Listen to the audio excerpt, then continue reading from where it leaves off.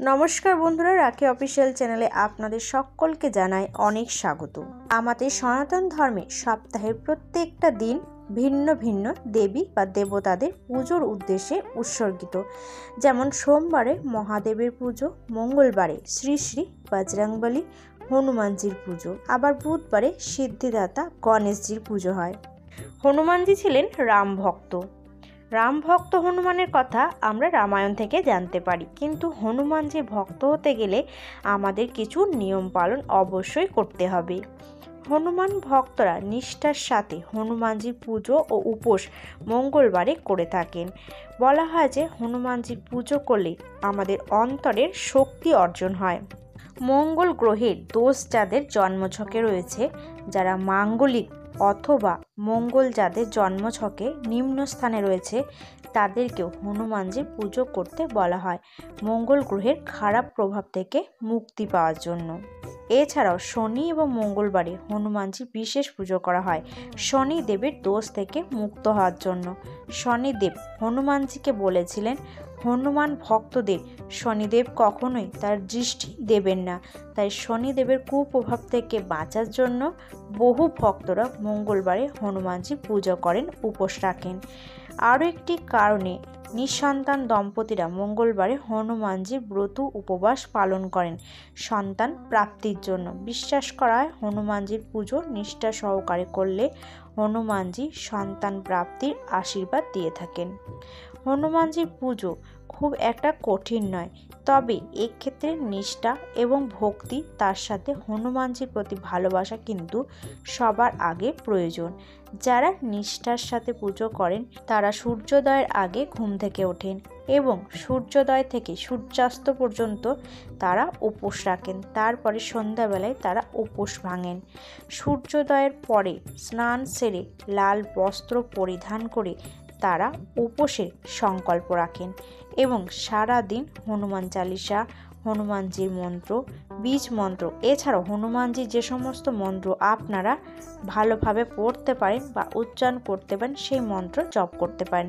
বহু ভক্তরা এইভাবে হনুমানজির উপোস করেন। মঙ্গলবারে হনুমানজির পুজো করার জন্য স্নানের পরে আপনার বাড়ির উত্তর পূর্ব কোণে ভগবান হনুমানের মূর্তি অথবা ছবি আপনার কাছে যেটি রয়েছে সেটিকে একটি উঁচু বেদিতে লাল কাপড় বেঁধে তার উপর রাখতে হবে। পুজোর আগে পরিবেশকে পবিত্র করতে ঘরে কিছুটা পবিত্র গঙ্গা জল ছিটিয়ে দিন। সম্ভব হলে এই দিন লাল কাপড় পরিধান করুন এবং এই দিনটি আপনি নিরামিষ আহার গ্রহণ করবেন এবং যতটা সম্ভব সাদাসিধে জীবনযাপন করুন। হনুমানের পুজো করার জন্য ঘিয়ের প্রদীপ জ্বালান। আপনার পক্ষে যদি অনেকগুলি ঘিয়ের প্রদীপ জ্বালানো সম্ভব না হয়, অন্তত একটি ঘিয়ের প্রদীপ প্রত্যেক মঙ্গলবারে হনুমানজির নামে অবশ্যই জ্বালাবেন।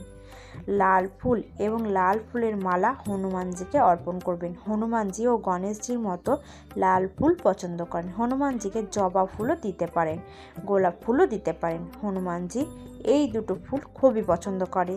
এছাড়াও হনুমানজির পুজোতে আরও অনেক ফুল দেওয়া যায়। হনুমানজির পছন্দের অনেক ফুল রয়েছে, সেই বিষয় নিয়ে অন্য একটি ভিডিওতে আলোচনা করা হবে। হনুমানজি পুজোতে আরও কিছু সামগ্রী আমাদের প্রয়োজন হবে তুলসীর মালা অথবা তুলসী। হনুমানজি পুজোতে যদি আপনারা তুলসীর মালা জোগাড় করতে না পারেন, তাহলে অন্তত একটি তুলসী পাতা জোগাড় করুন। হনুমানজি যেহেতু ছিলেন শ্রী রামচন্দ্রের ভক্ত এবং শ্রী রামচন্দ্র ভগবান বিষ্ণুর অবতার ছিলেন, ভগবান বিষ্ণুর পুজোতে তুলসী পাতা অবশ্যই লাগে।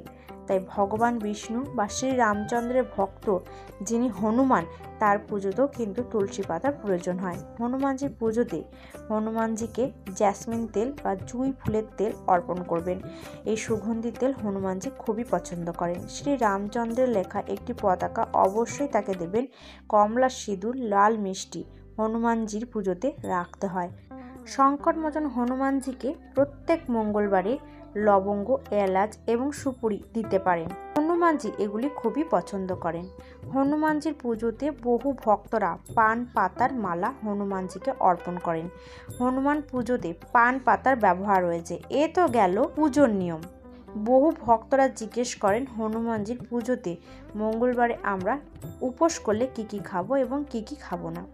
আমাদের সনাতন ধর্মে যে কোনো পুজো উপোস ব্রততে আমিষ খাবার বর্জনীয়, তাই হনুমানজির পুজোতে একদমই আমিষ খাবার একদমই খাবেন না। হনুমানজির পুজোর প্রসাদ হিসাবে গম এবং গুড় নিবেদন করা হয়। হনুমানজিকে গুড়ের লাড্ডু দিতে পারেন এবং সেটিও আপনারা প্রসাদ হিসাবে গ্রহণ করতে পারেন। হনুমানজির পুজো করলে সাবুদানার ক্ষীর আপনারা খেতে পারেন।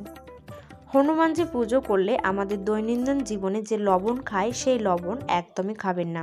সেই দিন আপনারা সন্ধক লবণ খেতে পারেন। যারা হনুমানজি পুজো করেন তারা একবারই খান। পুজোর শেষে সন্ধ্যাবেলায় ব্রত ভাঙার পরে এই সময় আপনারা ফলাহার গ্রহণ করতে পারেন। আরেকটি বিষয়, যারা ব্রত রাখেন তারা টানা 21টি মঙ্গলবার ব্রত করে থাকেন। যেমন আমরা ভগবান শিবের ব্রত উপোস করি 16 সোমবার, ঠিক সেই রকম মঙ্গলবারে বিশেষ মনস্কামনা নিয়ে আপনারা যদি হনুমানজি পুজো করেন তবেই টানা 21 মঙ্গলবার এই ব্রত রাখতে পারেন। তবে সেটি আপনাদের শরীরের ওপর, সময়ের ওপর নির্ভর করে। আজকের পর্ব এখানে শেষ করছি। পরবর্তী পর্বে নতুন একটি বিষয় নিয়ে আপনাদের সাথে কথা হবে। ততক্ষণ সকলে সুস্থ থাকবেন এবং ভালো থাকবেন। আর পুরো ভিডিওটি দেখার জন্য আপনাদের অসংখ্য ধন্যবাদ।